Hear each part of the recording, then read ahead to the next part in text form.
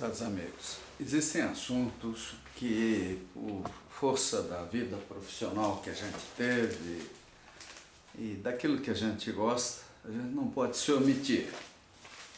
Então, Curitiba está passando por uma greve do transporte coletivo urbano que permite aí uma série de opiniões, de artigos, reportagens, que, dadas as circunstâncias, correm o risco de serem assodadas ou incompletas, porque afinal o jornalismo ele não é exatamente, um jornal não é um tratado científico, não é um estudo, não tem a obrigação de trazer temas de forma completa, perderia leitores. Normalmente o leitor de jornal comum, ele lê 1, 2, 3 parágrafos, quando muito, de algum artigo que interesse mais. Raramente vai até o fim. Então isso é perigoso, é ruim, que vai formando às vezes opiniões equivocadas. Por outro lado, graças ao jornalismo, a gente se mantém informado de coisas que inclusive nos afetam diretamente. Quer dizer, qual é o curitibano que hoje, dia 15 de fevereiro, não lamenta uma greve que tem tudo para estar demonstrando, vamos dizer assim, pela unanimidade, pela ausência absoluta de ônibus quase, que não é apenas uma greve de motoristas. Tem, vamos dizer assim, tem algo mais estimulando essa greve. E isso é lamentável porque o povo é que sofre, né? Nós somos quase cidadãos, né? E essa situação, ela tem uma explicação longa. Isso não é coisa só do Brasil, né?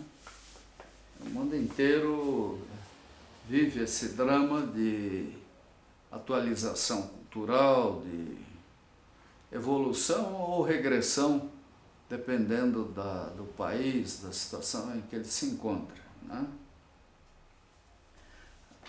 Eu fui diretor da URBS, quando o Requião foi prefeito, diretor de Planejamento e Transporte Coletivo Urbano.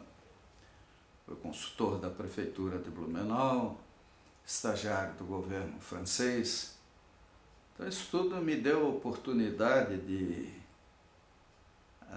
até participar de reunião de planejamento da cidade de Paris, conhecer sistemas sofisticados,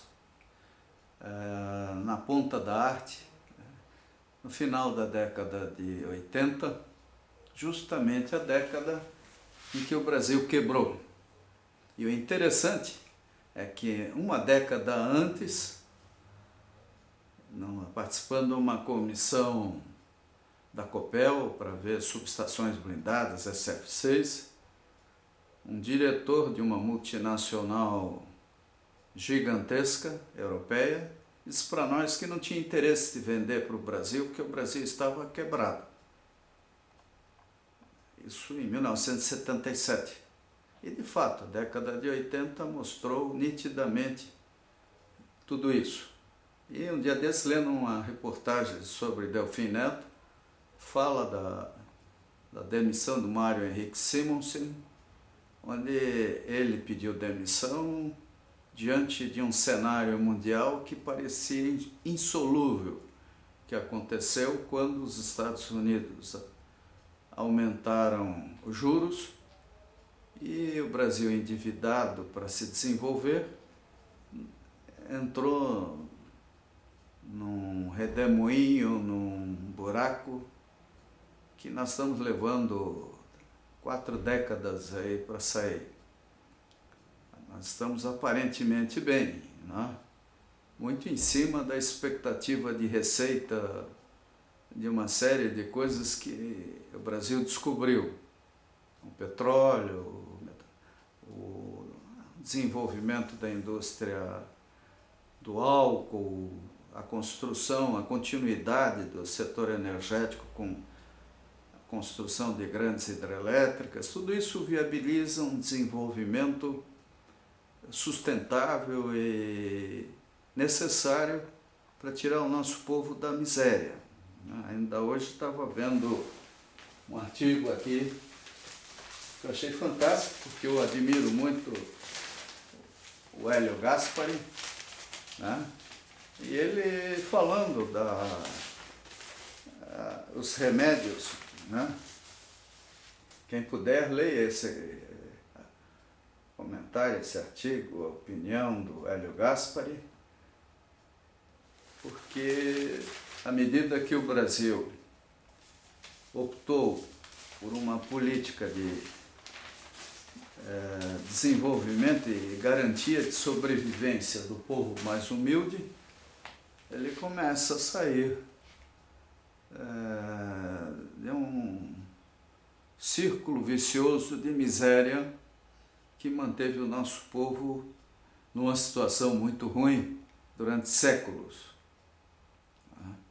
Esse livro, Quase Cidadão, ele mostra muito isso, inclusive no seu último capítulo, quando fala do Rio de Janeiro, é um capítulo imperdível, né?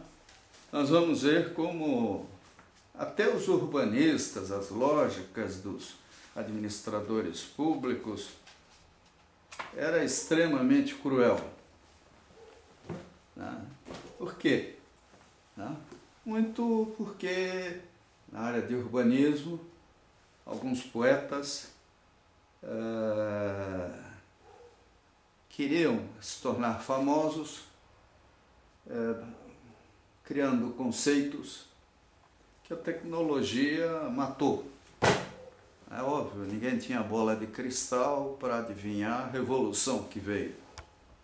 Então, o Brasil, o mundo inteiro, está vendo uma situação de mudanças drásticas em termos de comunicação, de transporte, e tomando consciência dos problemas do desperdício de energia, do consumo abusivo de tudo que é possível de ser feito.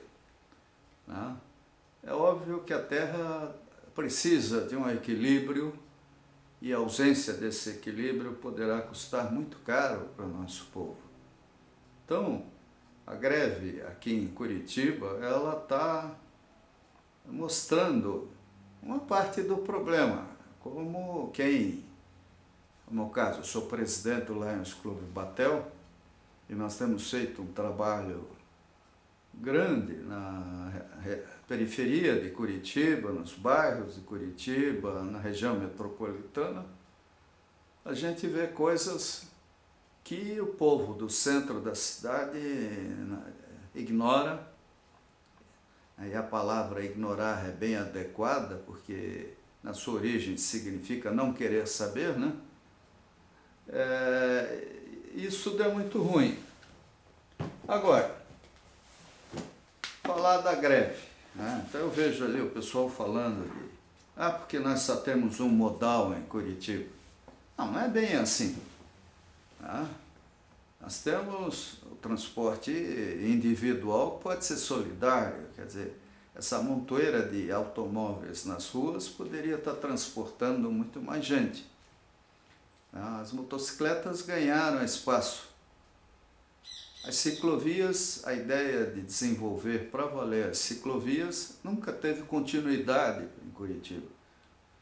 Alguns prefeitos fizeram programas grandes de ciclovias, inclusive bicicletários, tudo isso dentro dessa lógica maldita da política.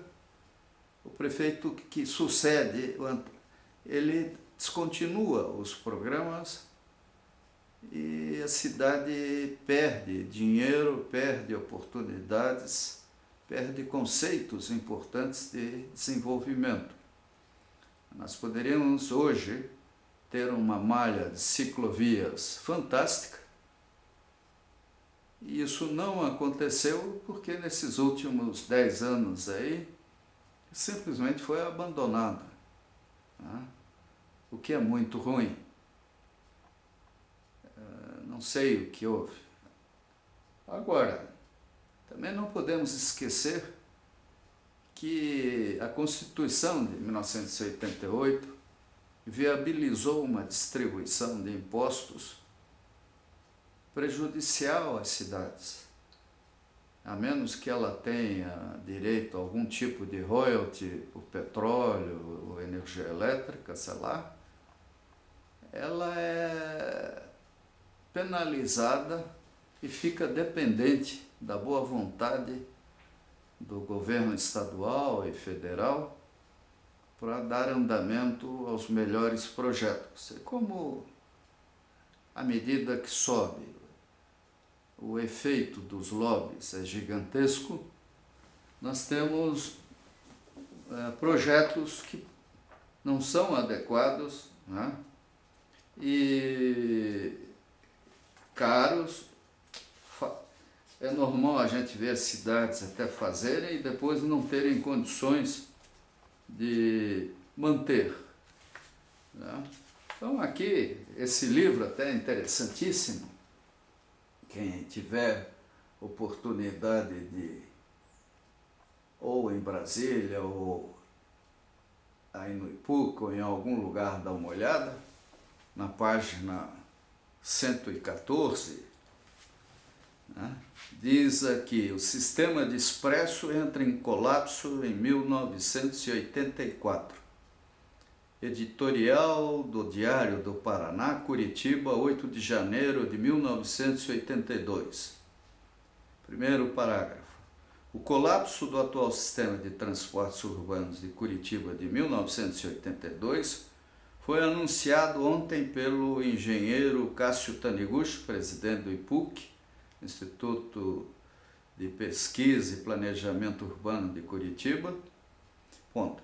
A implantação em fins de 1983 e início de 1984 das primeiras linhas de bonde no eixo norte-sul, atualmente servido por ônibus expresso, está sendo planejada pelo órgão como única saída para a crise no setor de transporte coletivo, que de outra forma teria que optar pela extorsiva implantação do metrô. Então, vocês vejam como as pessoas se enganam, né? Porque 1982 até agora já se passaram 30 anos e a gente sabe que os ônibus não param de evoluir tecnologicamente. Um ônibus é tanto ou mais do que qualquer bonde, com a vantagem de que não depende de trilhos, não fica preso a uma linha de energia externa. Ele pode ser deslocado com facilidade para outros circuitos. E nós estamos muito longe do que já existe de bons ônibus rodando pelo mundo. E nós poderíamos ter ônibus com piso rebaixado, ajoelhamento, né, com uma lógica mais inteligente de bilhetagem, muita coisa que nós não usamos, em parte por causa da cultura e comportamento provável dos usuários do sistema de transporte. Quer dizer, se a gente tivesse um sistema onde a bilhetagem não precisasse de cobrador, só isso já significaria ganhar espaço dentro do ônibus e reduzir seu custo. Então, a evolução do transporte coletivo está apenas começando. E esse início de tecnologia significa a necessidade de cautela quando se tomam decisões, porque há muito a ser feito dependendo da vontade e disposição dos nossos prefeitos e, principalmente, precisamos mudar a distribuição da carga fiscal do nosso povo.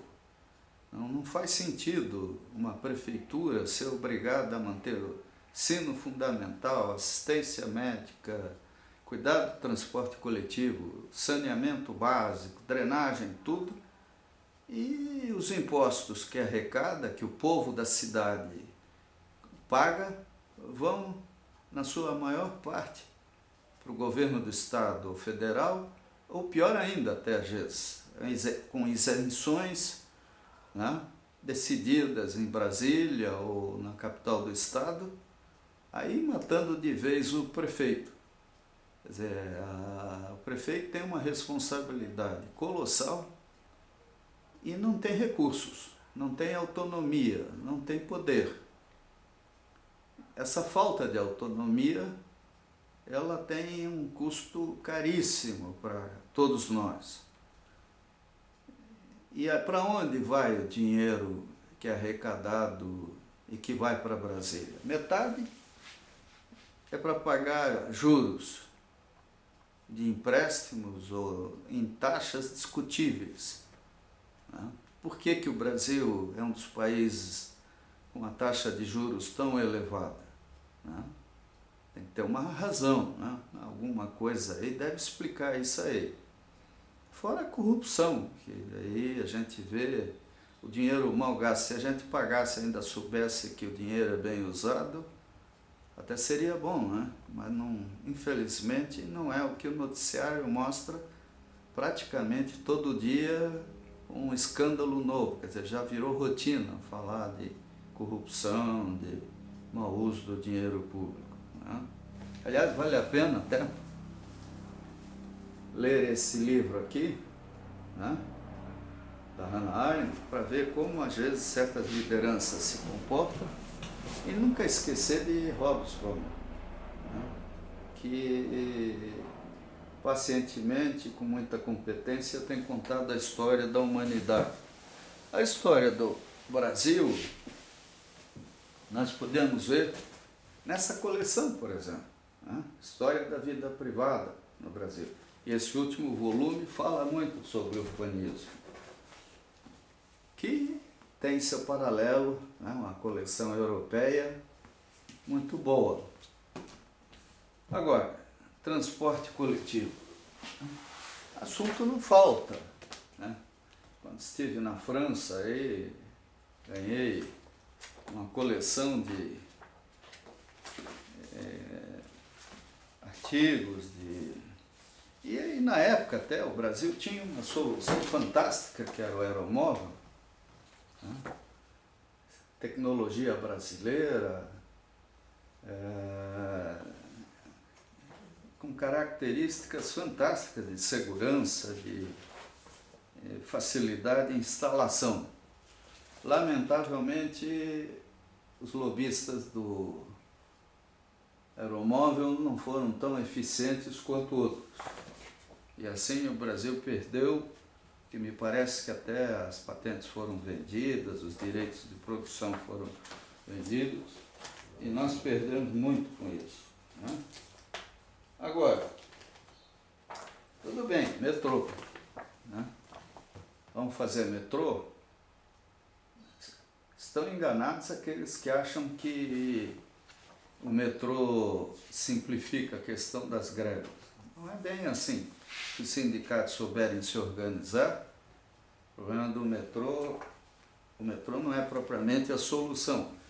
Mas como Curitiba está crescendo, está uma população já muito grande, região metropolitana, nós não temos como escapar disso aqui. O metrô é inevitável. E o metrô, se for bem feito, leva para inaugurar a primeira linha uns 10 anos, porque não é simplesmente fazer um risco no papel e receber dinheiro. Nós temos que ter uma empresa de metrô, nós temos que ter o pessoal de operação do metrô, de manutenção do metrô, nós temos que ter definição de tarifas, de qual vai ser o impacto desse custo, vai aumentar o IPTU, o que vai acontecer para que a tarifa não exploda. Então, nada disso a gente vê, exposto de maneira bonita, eficaz. A gente vê muito desenho artístico, coisa de arquiteto. Agora nós queremos ver em torno do metrô análises de economistas, engenheiros, bons economistas, bons engenheiros, bons técnicos, e gente honesta, com honestidade intelectual, que lamentavelmente a pessoa se forma, precisa de dinheiro, vai trabalhar e aí acaba optando por um nicho tecnológico, um nicho de mercado, e o que diz daí para frente está vinculado a uma série de interesses que não são muitas vezes aqueles do povo, de quem de fato precisa do trabalho deles. O mundo entrou por um egoísmo oculto ao indivíduo e se reflete na política, se reflete nas profissões. Agora, quando nós falamos de urbanismo, de soluções de um país, de uma cidade, de um estado, tem que haver um senso de renúncia, de patriotismo, de modo a que a gente tenha coisas razoáveis. O ser humano é complexo, né? Nietzsche, Hannah Arendt, Bertrand Russell, Sócrates, e vai por aí afora, Freud, Jung, podem explicar muita coisa. Agora, é muito raro encontrar uma pessoa que administre todas essas informações de forma lúcida. E a política, onde vereadores e prefeitos têm mandatos curtos, o prefeito é 4 anos, quando muito 8, se for reeleito, e a reeleição é extremamente importante, porque dá oportunidade no segundo mandato do indivíduo cumprir aquilo que prometeu, concluir seus projetos. Nós não vemos, muitas vezes, da parte daqueles que querem ser prefeitos, governador, presidente da República, com raras exceções, competência técnica, e honestidade, lucidez, habilidade, que a política é um jogo, não é coisa para anjinho, não adianta ter ilusões a respeito. Mas os desafios são muito grandes, e não há mais. Nós temos que evoluir do ponto de vista técnico, político, administrativo, e os modelos antigos não funcionam mais. Eu, por exemplo, sou de Blumenau. Blumenau, na década de 50, tinha dezenas de milhares de operários. Nunca uma greve do transporte coletivo iria incomodar quem quer que fosse, porque ele era pequeno e todo mundo tinha sua bicicleta. Quando não tinha bicicleta, podia andar pela cidade. Hoje nós não temos calçadas, nós corremos o risco de assalto, atropelamento, de violência de todo tipo, quando queremos inclusive usar o transporte coletivo urbano. E as pessoas estão morando cada vez mais longe do local de trabalho, de estudo, de lazer. Isso é ruim, porque isso gera uma dependência de transporte muito grande. Mas esse é o mundo, início do século XXI. Tomara que a gente venha a ter soluções mais inteligentes de urbanismo, do que, como mostrou esse livro, Quase Cidadão, no seu capítulo 13, dizendo, partindo da cidade maravilhosa. Esse é um livro da FGV, Fundação Getúlio Vargas Editora, e organizado por Olívia Maria Gomes da Cunha e Flávio dos Santos Gomes.